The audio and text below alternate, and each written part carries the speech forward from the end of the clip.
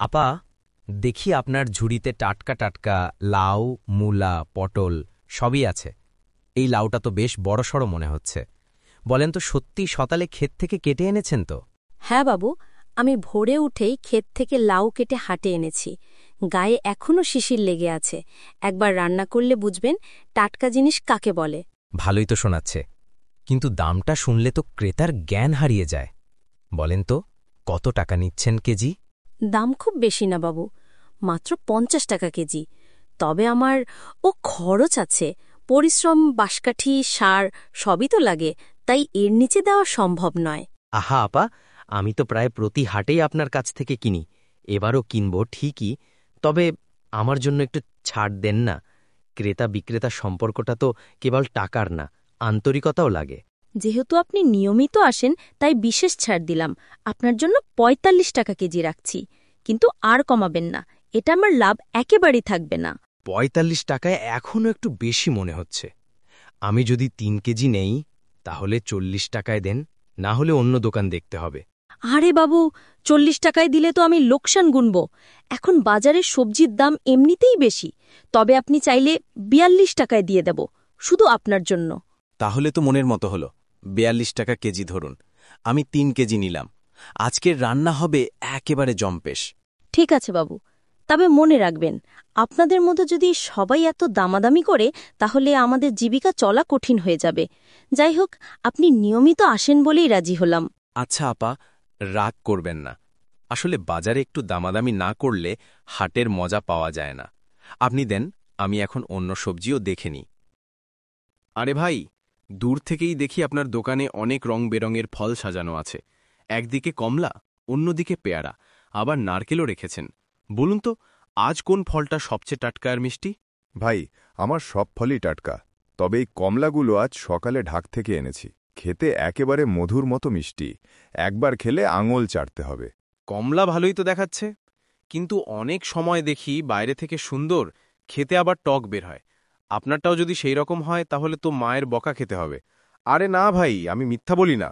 আমার দোকানের নামটাই আছে সৎ ব্যবসায়ী হিসেবে। যদি টক লাগে, আপনি কমলা ফেরত দিয়ে যাবেন, টাকা পুরো ফেরত পাবেন। কথাটা বেশ ভালো লাগলো। আচ্ছা বলেন তো, কেজি কত নিচ্ছেন? বাজারে তো সবাই আলাদা আলাদা দাম বলছে। আজ বাজারে কমলার চাহিদা বেশি, তাই একটু দাম উঠেছে। তবে আমি আপনাকে ১২০ টাকা কেজি দিচ্ছি, আর পিয়ারা চাইলে ৮০ টাকা কেজি। একটু তো বেশি মনে হচ্ছে ভাই। অন্য দোকানে দেখলাম ১০০ টাকায় কমলা দিচ্ছে। আপনি যদি ১১০ টাকায় দেন, তাহলে আমি ২ কেজি একসাথে নিয়ে যাই। আরে ভাই, অন্য দোকানের সঙ্গে আমার তুলনা করবেন না। ওরা টক কমলা দিয়ে দেয়, দেখে সুন্দর মনে হয়। আমারটা একেবারে বাছাই করা, খেলে বুঝবেন পার্থক্য।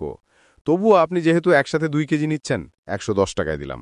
এই তো হলো কথা। তাহলে ২ কেজি কমলা দিন, সাথে আধা কেজি পেয়ারা নেব।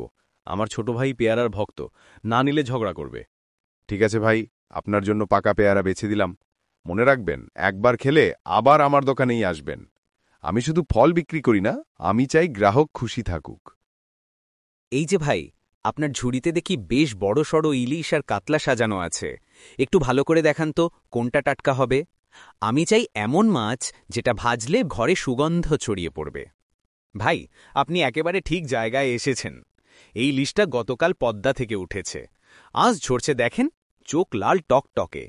মাছের টাটকাপনা বুঝতে হলে গায়ে হাত দিলেই বুঝবেন। টাটকা তো লাগছে, তবে দামও তো কম না নিশ্চয়ই।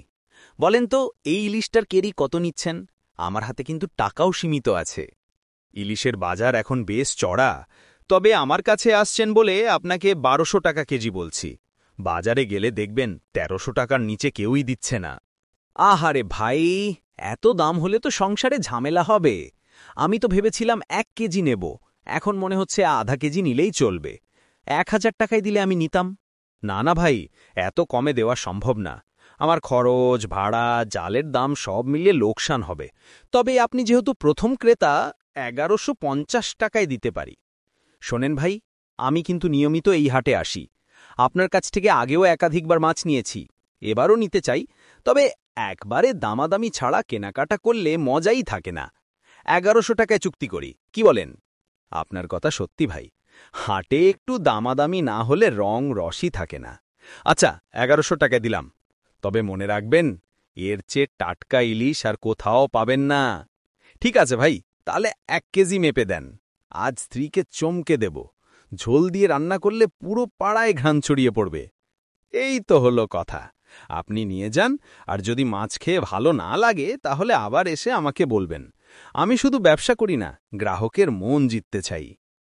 আহা, নাতি নাতনিরা ঘরে বসে আছে, টাকা না থাকায় কিছুই কিনতে পারছি না। যদি অন্তত একটু সবজি পেতাম, রান্না করে ওদের খাওয়াতে পারতাম। বুড়ি এক দোকানের সামনে এসে থামে। সেখানে এক সবজি বিক্রেতা বসে আছে। মা, দাঁড়িয়ে আছেন কেন? কিছু লাগবে নাকি?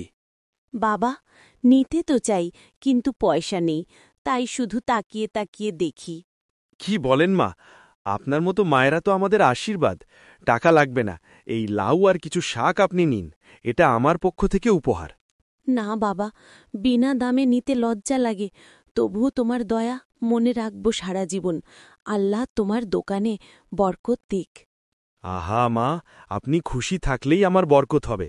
আপনার মুখে হাসি দেখাই আমার আসল লাভ। বুড়ি চোখ মুছতে মুছতে হাঁটতে হাঁটতে মনে মনে বলল, আজকের এই সামান্য সবজি নয়, মানুষের মমতাই আমার কাছে সবচেয়ে বড় দান। ভালো মানুষ এখনো আছে বলেই পৃথিবী বেঁচে আছে।